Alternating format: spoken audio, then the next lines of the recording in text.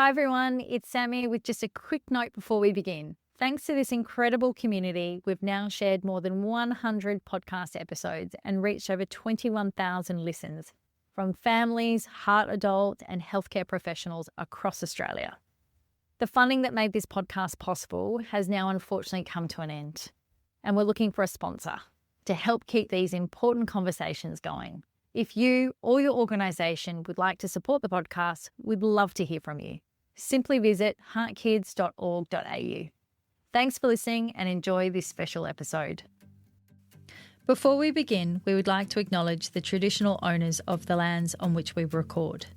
Today, we are recording on country of the Kaurna people of the Adelaide Plains.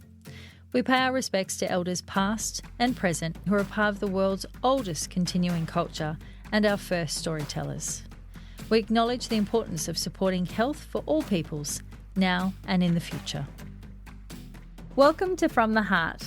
I'm Sami Glastonbury, the CEO of HeartKids, and usually the person asking the questions on this podcast. But today we're doing things a little bit differently. Joining me is Simon Reeve, a heart dad, HeartKids ambassador and highly respected broadcaster with more than 40 years of experience in television and storytelling. For this episode, we're turning the tables and I'm handing the microphone to Simon for a conversation about HeartKids and what it looks like today. Simon, thank you so much for joining me. Sami, it is great to be chatting to you. Our friendship goes back a little way now, and it's really nice to link up here and talk about something so important. It is indeed. We were just reflecting. I think it'd have to be at least 10 years or more. More. That's it. So Simon, many people listening, may or may not know your story, but could we kick off with just letting everyone know your journey as a heart dad? Most definitely. So it started on August 31st, 2001, when our son was born, our son Sam. Linda, my partner, and our daughter Stella had been living in Botswana in Africa for a couple of years. We came back to Perth specifically to have Sam around, first world medical care, I guess, not knowing what was coming. In fact, Sami, we were probably among the last batch of parents where Sam had slipped through the net. So all the scans, nothing showed up. So we thought, okay, we've got a we've got a healthy, happy baby. So nothing in utero. Birth. Yeah. Okay. Yep. Wow. Osborne Park Hospital in Perth, a little hospital.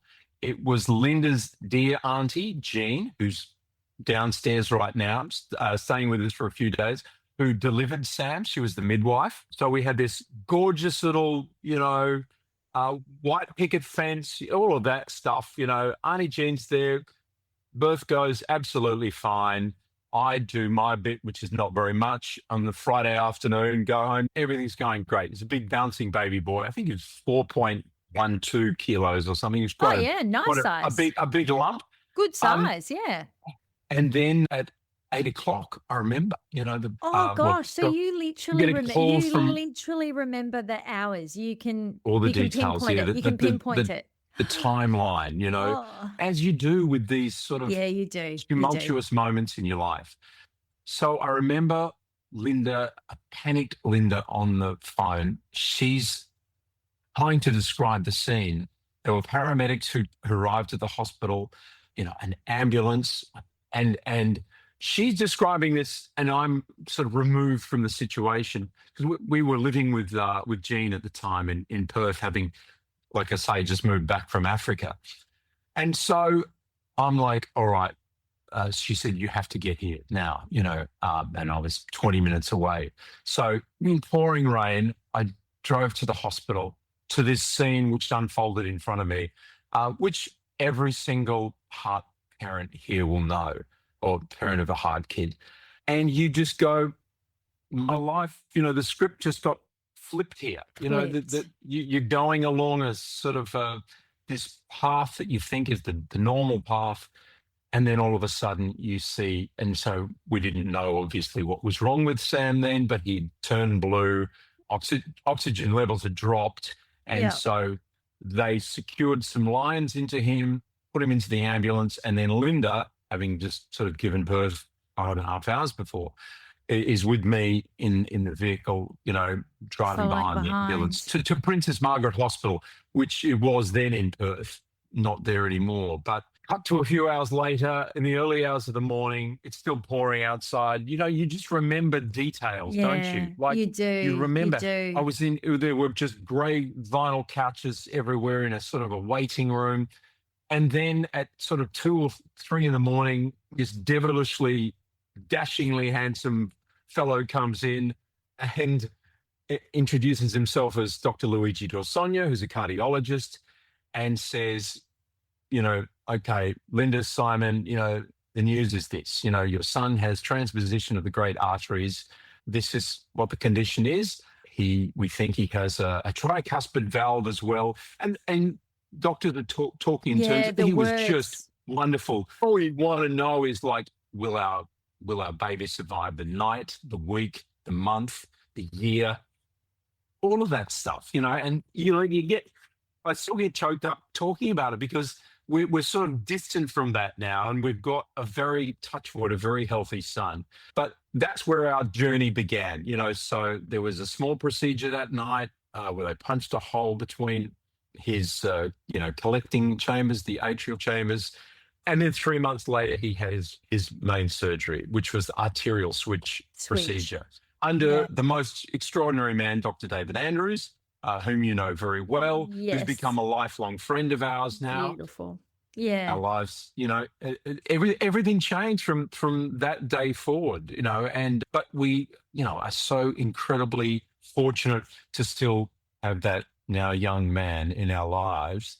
The operation itself, the big operation at Princess Margaret Hospital, had severe complications as well. So we almost lost Sam, that day and night. And David was in surgery for around about 16 hours. They had to repeat the surgery because after the first one, Sam had a very bad bleed on the heart. And we were in the waiting room, Sammy, I remember, outside ICU after Sam had come into ICU. Hallelujah, he's out.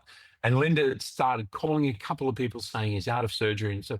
And then I saw people start running past the waiting room. Yeah. So I, all the stuff that Sammy, and many people listening to this. And so I just said to Linda, look, maybe hold off on the calls. I have a suspicion that that's for Sam, That's for Sam. And sure it was, he had to go back into theatre. Boy. And that whole team, like those amazing people, those nurses who are going, oh God, I just want to go home and, have a glass of red or whatever. They're back in there, like. And they don't even flinch, do they? They're just working on your son's life, amazing. So that's how it all began, and we've been fortunate. I mean, Sam's obviously had many, many checkups since then.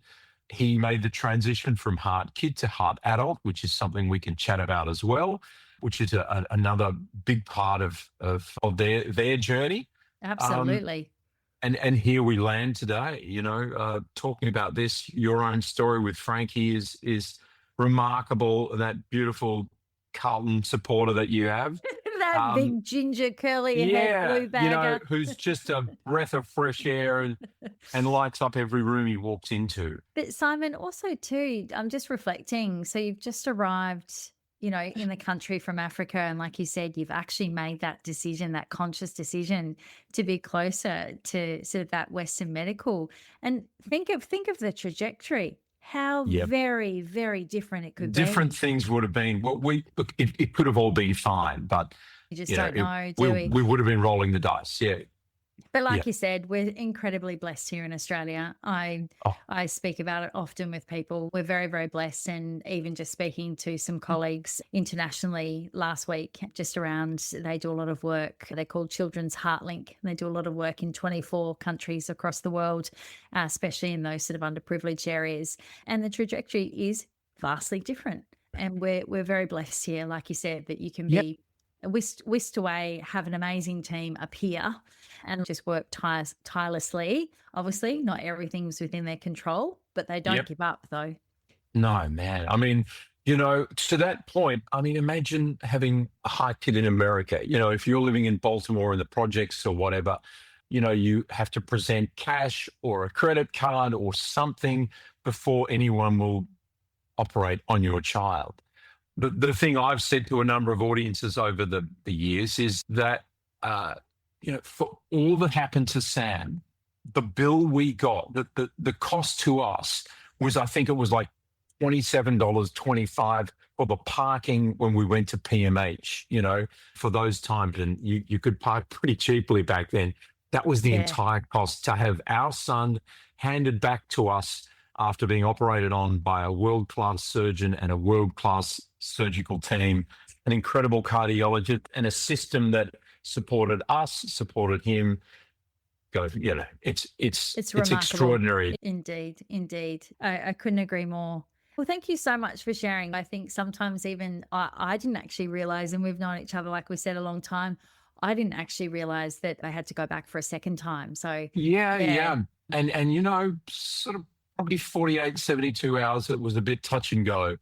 Well, it was touch and go. And I've spoken to David since about it. And yeah, we were very fortunate. But I mean, which lands us here with you now as the CEO of this amazing organization. And was there a run up to this? Did you ever sort of think to yourself along Frankie's ride that, maybe I'd like to get involved at a much deeper level with this organization?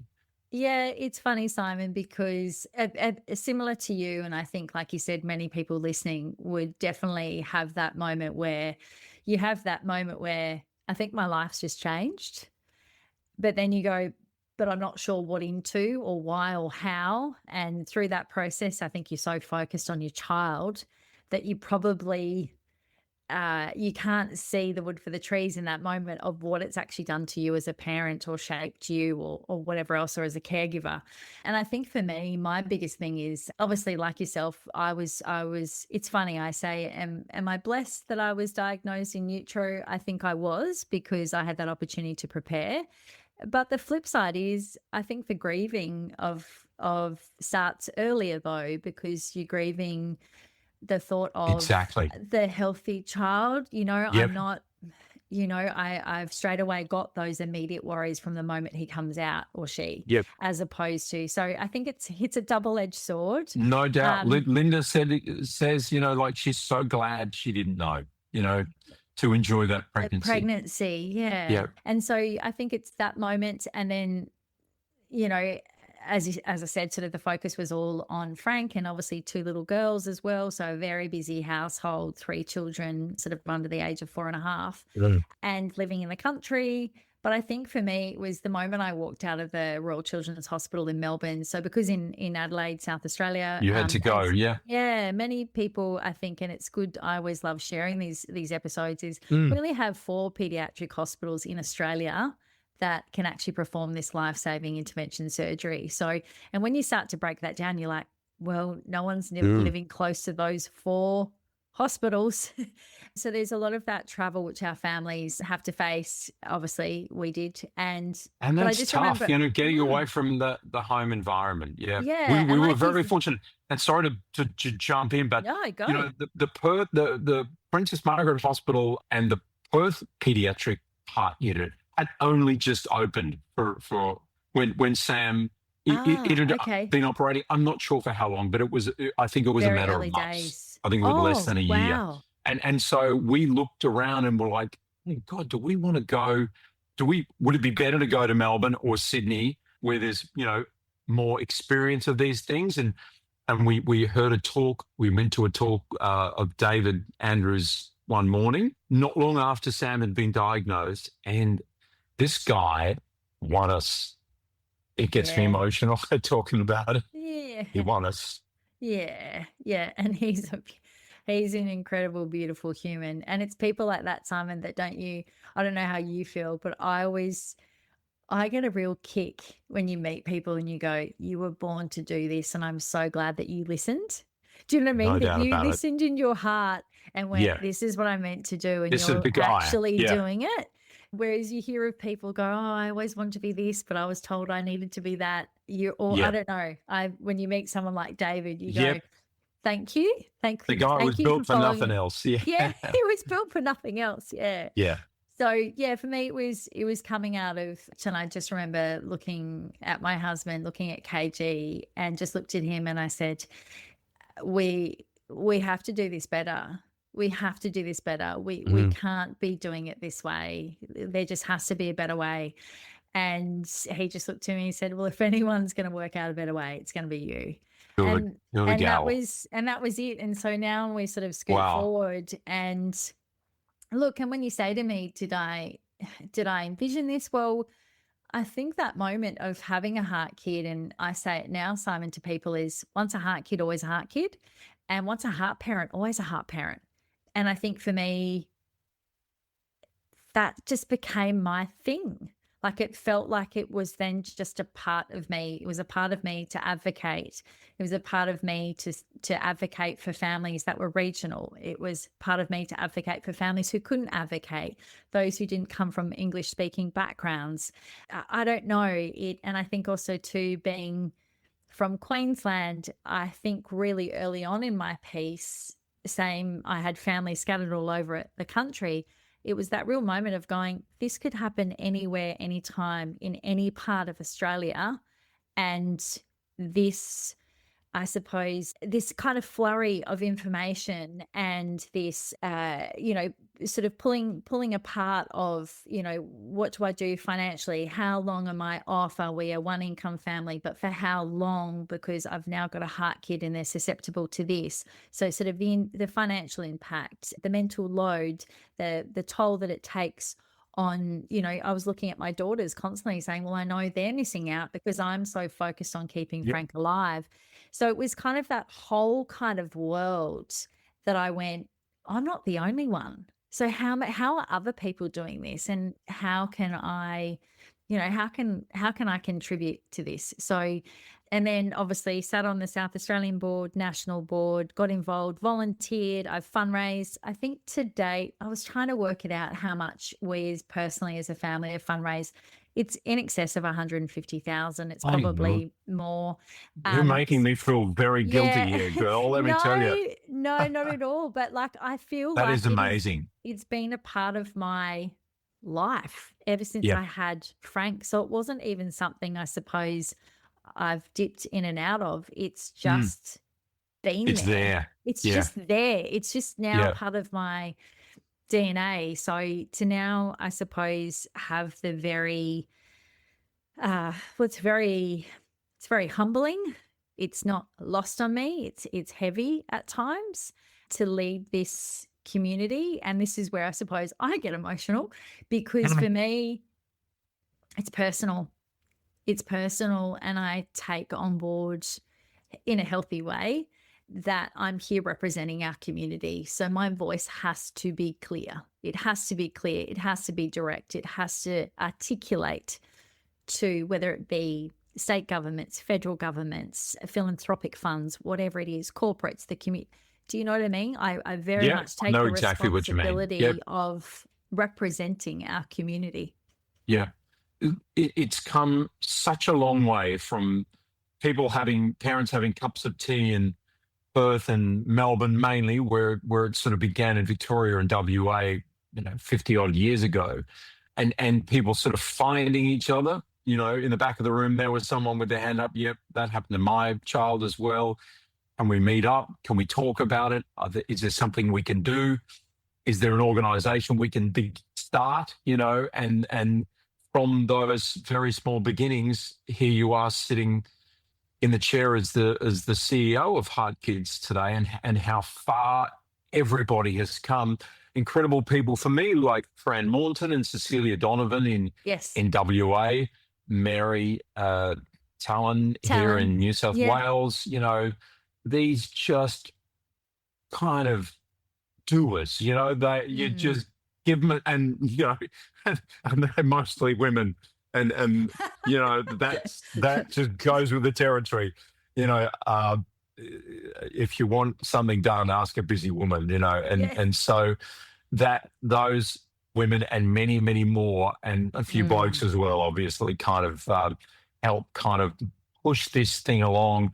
One thing I'm interested in getting your opinion on, and I've said this, I guess, in front of a few audiences as well, that people understand cancer. If you tell someone that my child has cancer, they, you'll get a hug. Oh my God, that's terrible. What's the diagnosis or whatever? People sort of, generally speaking, understand cancer. They don't still, I don't think, in the broader community, it's a lot better than it used to be, of course, but they don't necessarily understand, heart disease in kids, do they? No, that's right, Simon. And it's something that it's not lost on me. And what I mean by that is, like you said, I'm here standing on so many steps and a path that's been built before me. And I reflect on it quite a bit, like, why is it that there's still so many that don't know about us? And a lot of what I'm speaking to people, and I actually just did a talk at a school who wanted me to come up and present about HeartKids and opportunities to volunteer. And I said to them, the reason why you may have not heard of us is because the majority of the work we do is in hospital. And it's in those really crisis moments. And I think the thing is like we've just said, I almost feel it can be a bit invisible, but I think the other reason why it's invisible, it's not easily conceptualized for people, is there are 54 conditions. And when you start thinking about it like that, I always say to people, they go, oh, my child doesn't have a disease, they have a defect, or mine doesn't have a scar, it doesn't have surgery, but are they still a heart kid?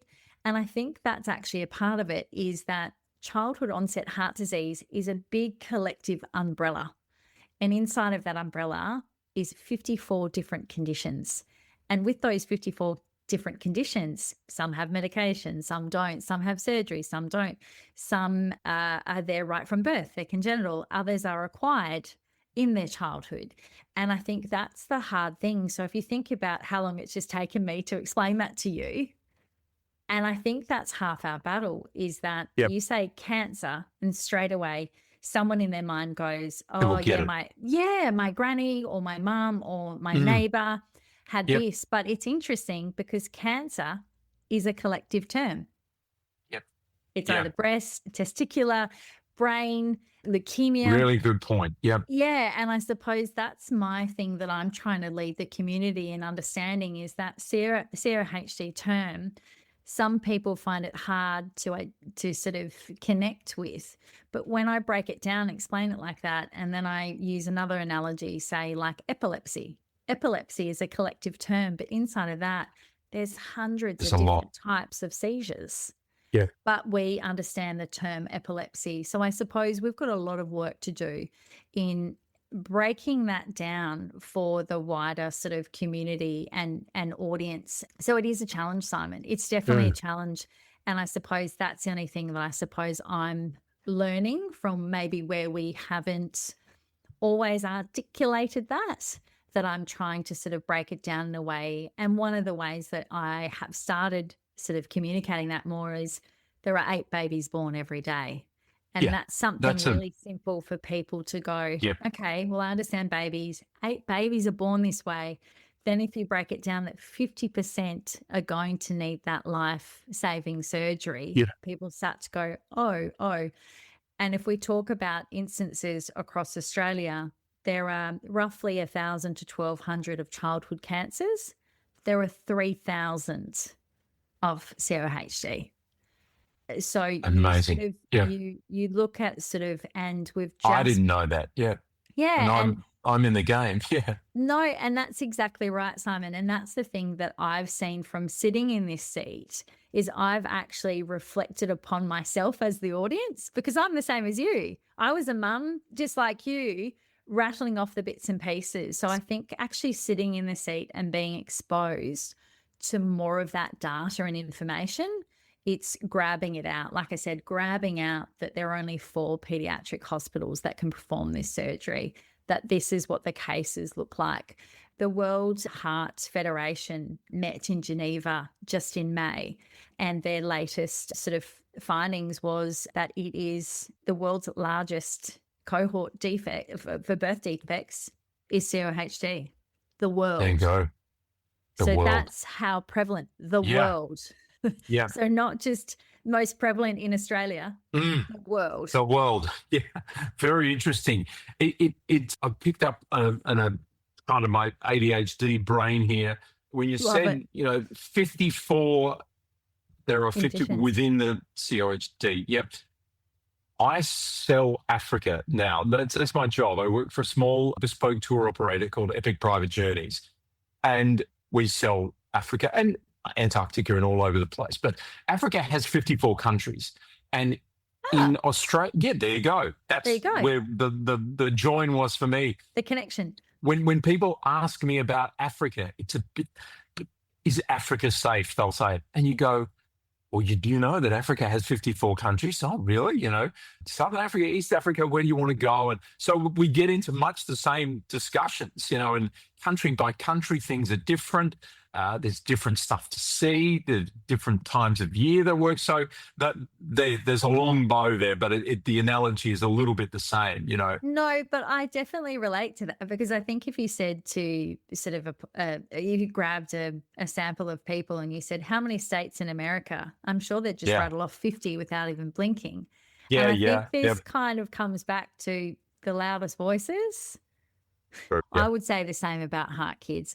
I think that the reason a lot of people don't know about us is because we're being so focused on delivering our support and our care to our community that we haven't actually got out there with a big megaphone or whatever. Yep. That's what I was about to. I lifted it to my.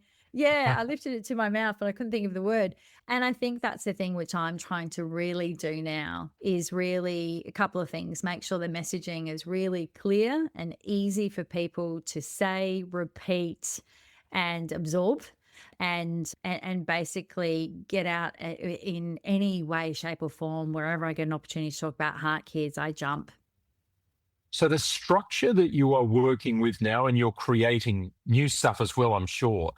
So if it's in Osborne Park Hospital in 2026, where we had Sam, and a child is born with a COHD, what happens? How do you activate the team? How do those parents find out about it? What's the sort of the game plan once they come under the umbrella? Yeah, so and I think probably that's a lot for this audience to listen to understand is obviously a big portion of our work is obviously that support in hospitals, which sort of we referred to, which means sort of the morning teas, the care bags, the referrals into mental health counselling, all those sorts of things. But the other thing that we do is the advocacy piece. And it's that advocacy piece because we are only the national charity and the national organisation dedicated to childhood onset heart disease, or I'll just say HeartKids. So basically anything sub 25, anything over 25, really you're going into the Heart Foundation territory, who's a very great close partner of ours. But even they say, we don't do what you do. Like we love and we want to support what you do because we don't do it. We look after them at this end type thing. So a big thing for us is that advocacy piece. And that advocacy piece is around, we actually have clinical modules that we have created in conjunction with other clinicians around Australia for primary. So whether it be a local hospital, GPs or whatever, for them to actually upskill on COHD. So whether it be understanding that, obviously the triage piece of what that looks like. So just understand we don't go into that clinical world. I just need to be very clear. We're in that support advocacy world. So what that basically means is we want GPs and primary health and small regional hospitals and urgent care clinics and all that to know about us so they can say to that caregiver in that moment of crisis, call these guys. They deal with it every day. They know if you pick up that phone, you call our helpline, you will speak to someone. You've got a 60% chance of speaking to someone with lived experience. So that's the beauty of why we exist. So I think that is also to a challenge though that we do face, Simon, is because like I said, you could be born anywhere or acquire anywhere in this very vast country of 28 million. We're trying to get our I suppose, the community, the deep sort of medical community, to understand that we are there to walk alongside. We don't play a clinical role, but we can walk alongside in that support piece and pick up and all the feedback we get back. So there's 11 pediatric cardiac surgeons in Australia. There's 50 pediatric cardiologists. There's 300 cardiac nurses.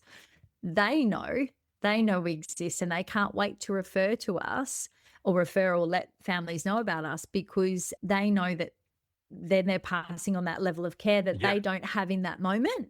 In that moment, they're in that clinical world, but they can see that mum's struggling.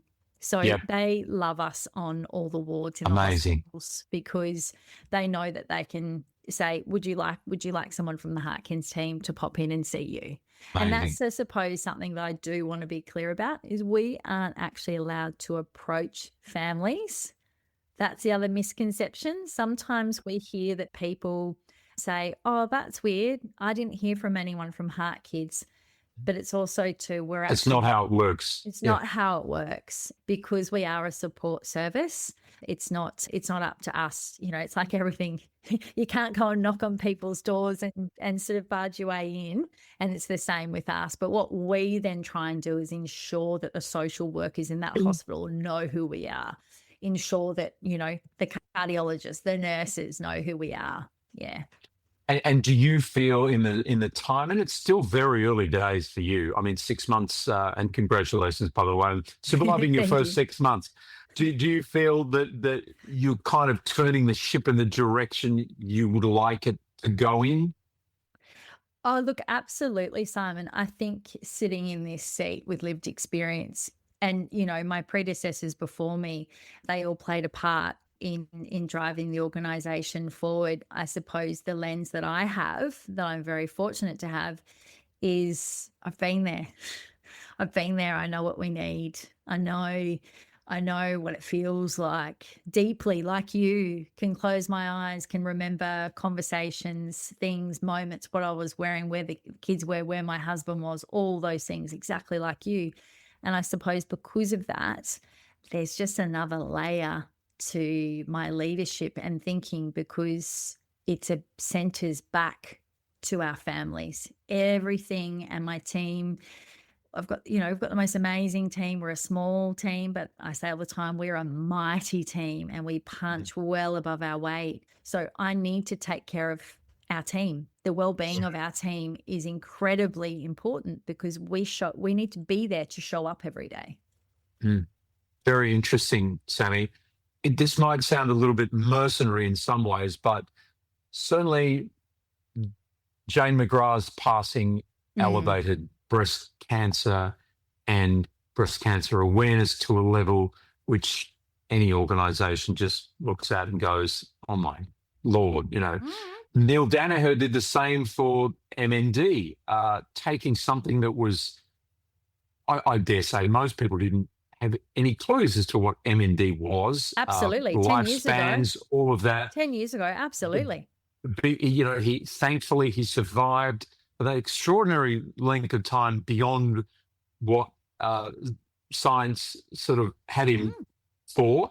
And so MND now, breast cancer, they have, the pink test in Sydney, the big freeze at the MCG.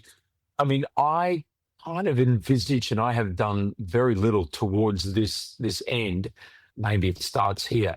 A kind of an event, be it sport, whatever, where HeartKids has the centre stage. The main stage, yeah. At that kind of level, and these things take a long time to happen and to build. But I would love to see one day HeartKids sort of have its rightful place in our minds and in our society and communities.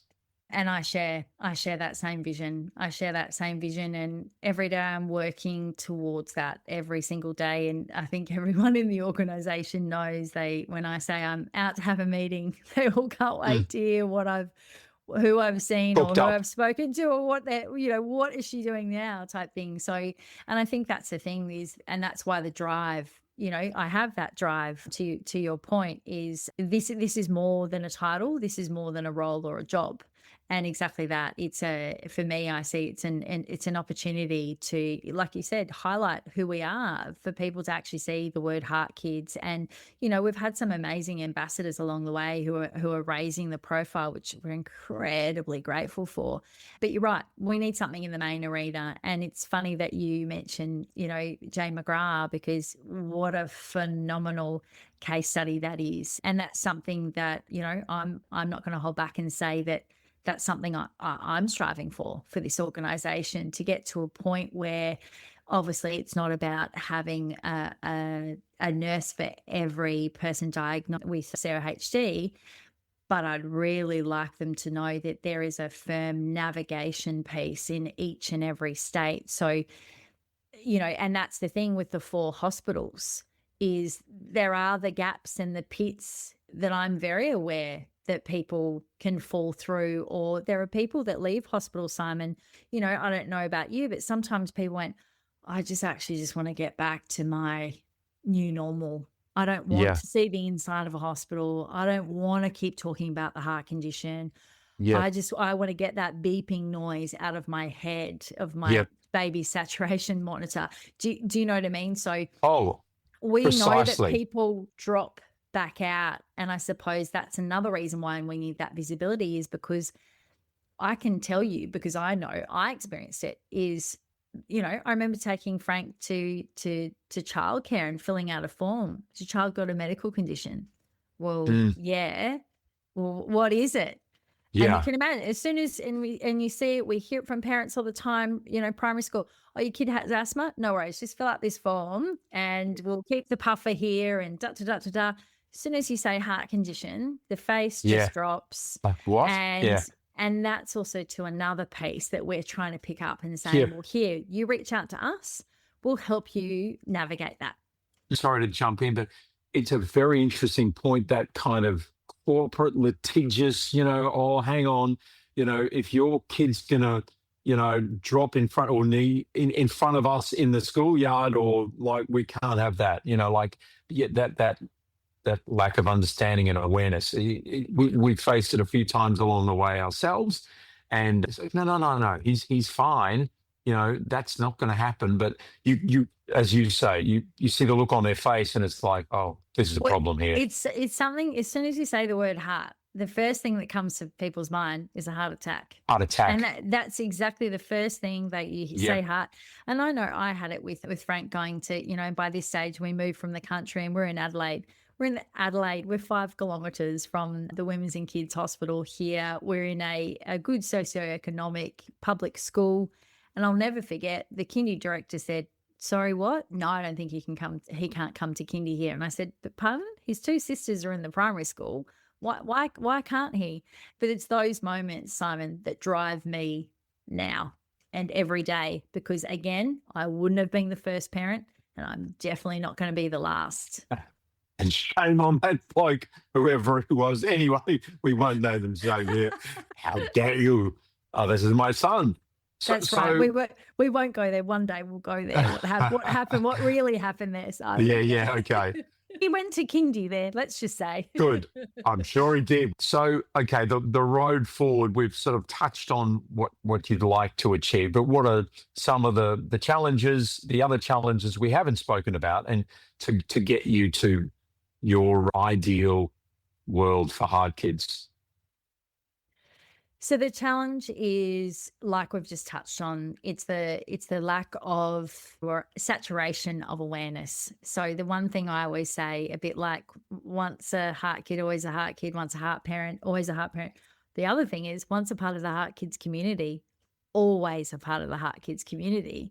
The issue is I need people who aren't a part of our community to know we exist. So it's definitely that big challenge. I think, like I said earlier, sort of bringing up some of those new numbers in the way that I position it is definitely helping. And I'm hearing back from corporate Australia and philanthropic funds that, oh my gosh, I had no idea of the prevalence. Oh my gosh, I had no idea of the distance that people have to travel, or what that looks like, or also too, it's not just fixed and done. And I think our next challenge is we're getting really good at surgery. As you said, you had an absolute Like you said, world-class surgeon. So did Frank. So do many. Obviously, they are human. They can't always change the very, very sad and unfortunate trajectory of some of our heart babies, kids and teens. Of course, yeah. And that's an important point to make, yeah. It is. But we're actually getting so good at it. And that is fantastic. But challenge, which many people probably don't think about, but keeps me awake, is those children who do have surgery.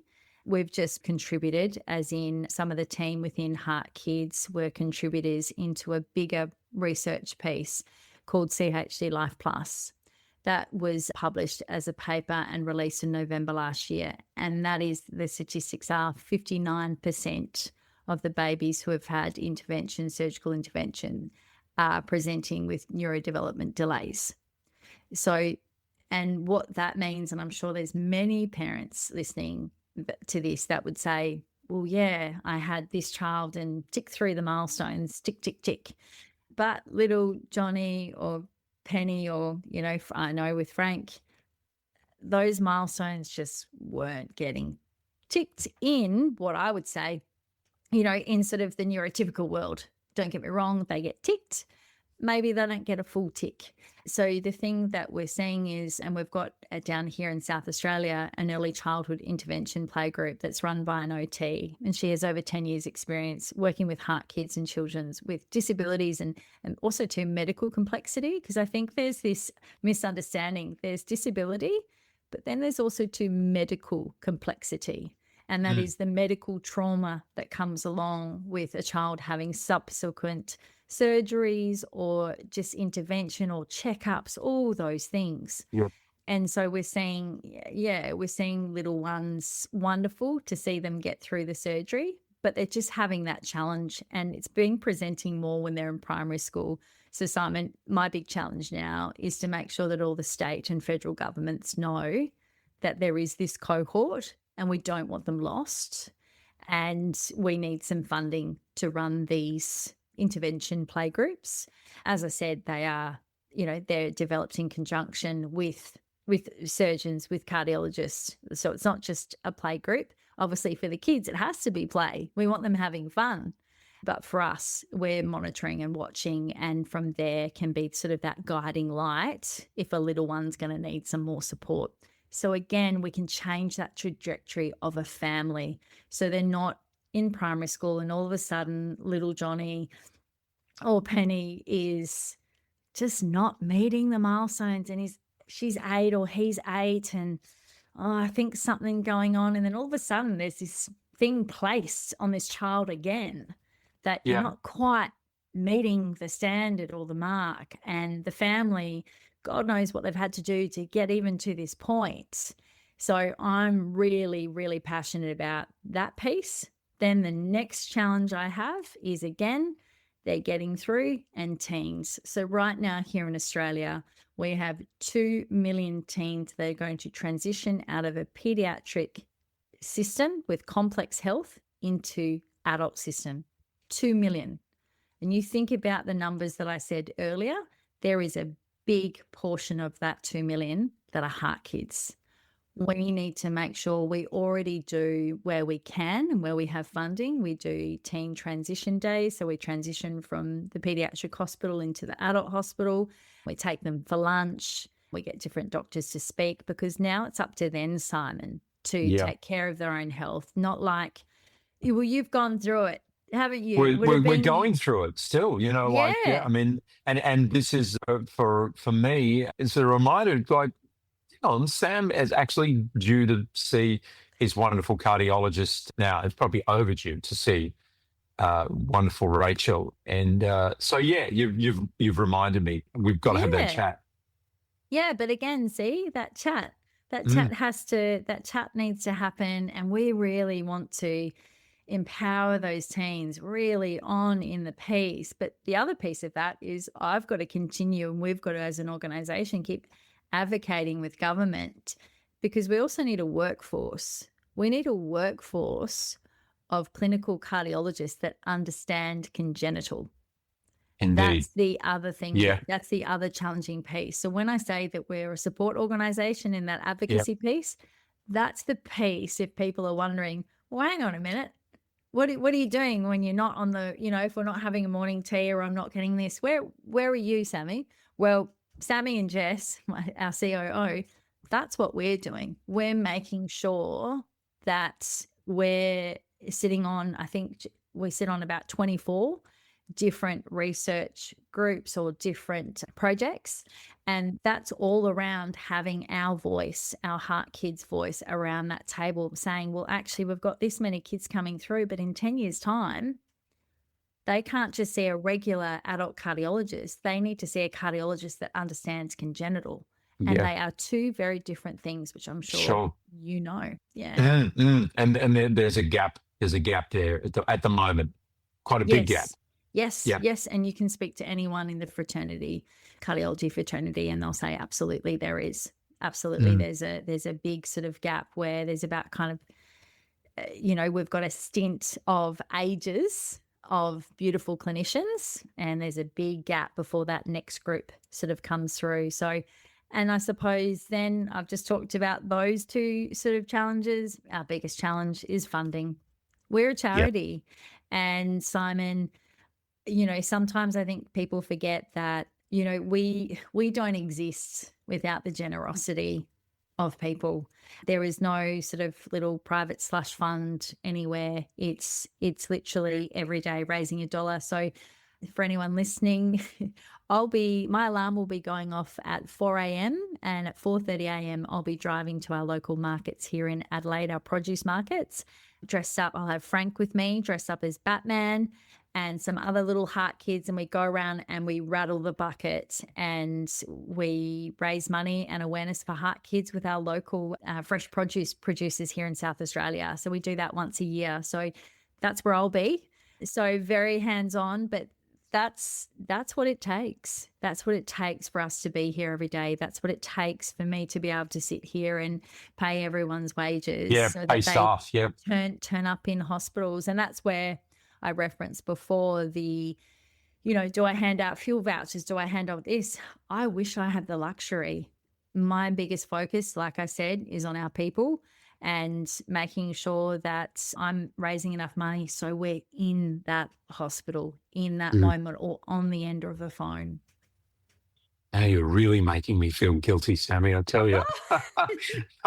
It's another point too, and it is an interesting chat. I think this one is how much your child wants to become involved and invested in this as well. And with Sami, he has spoken a little bit about it, with people outside, but he's a reserved fella, and we've had to respect his wishes, at times, absolutely, and his wishes, and it's his thing. It's not mine or Linda's. It's his thing to deal with, and it's a big thing to deal with. I mean, I often think, and I'm meandering a bit as I'm prone to do with this, but I often think of him.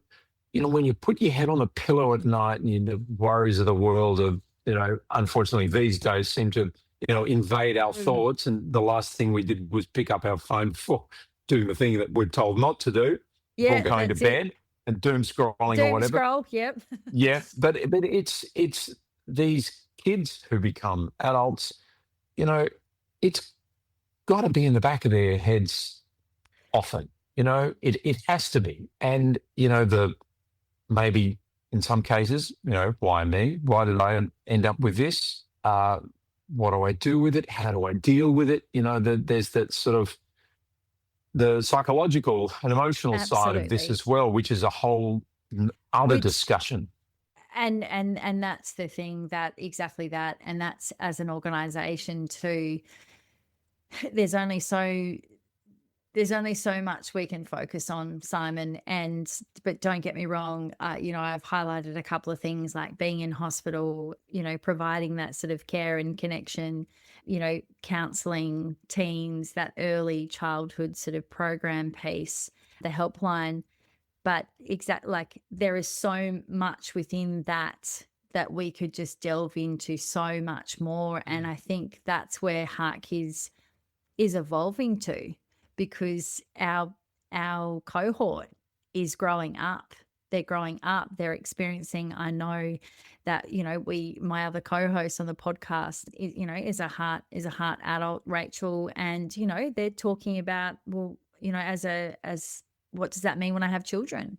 Like, is this genetic? And I'm sure, Sam could be thinking too, what if I met a partner? Am I going to pass on my condition to, it's all these things, like you said, on top of what it's actually done to their psychosocial health. And I met a really interesting gentleman, Mick Spencer, and he's an entrepreneur, but he's reached out to us because he wants to get involved, which is wonderful. Simon, to your point, is he actually found it really isolating as a child. And because he couldn't play support, he actually became a bit of a recluse. He's now on the flip side. He's an adult about to have his third child, and he's gone, hang on a minute. I actually want to talk to some teens. I want them to know that this doesn't have to define you. But he's had this perspective, do you know what I mean? Much later, but hasn't been involved. Yes. Do you know what I mean? So amazing. To your point, yeah, exactly that. There is that moment, like I said, as we go back as parents and want to find our new normal. I'm sure as a teen, there must be that moment, like you said, where you go, I just want to pretend it's just not there. Yeah. Get on with my life. Yeah. Yeah. Look, it's great. I mean, I've really thoroughly enjoyed our chat, and if people take anything away from this, if parents, new parents of HeartKids in particular, in Sam's case, our son grew up to be a pretty darn good athlete. And oh my gosh, yes. Yeah, he was a really good rugby player in Queensland at All Saints and then Somerset College. And then he became a top flight sprinter, and so in 2019, Sam finished second in the Australian under 2,200 meters to a guy who went on to compete at the Olympics for France, actually, Sasha Zoya. Sasha was lived his young life in Perth and grew up there, but then chose France, obviously, for the money we could match it in Australia. But yeah, so Sam finished second in the Australian under 2,200 meters to this guy who became an Olympian, which was, for Linda and I, one of those, pinch me moments. Watching your son fly down the last sort of 100 meters here in Sydney, it was.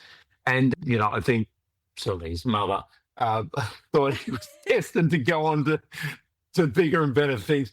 COVID came along and look, we of course I had that hope as well.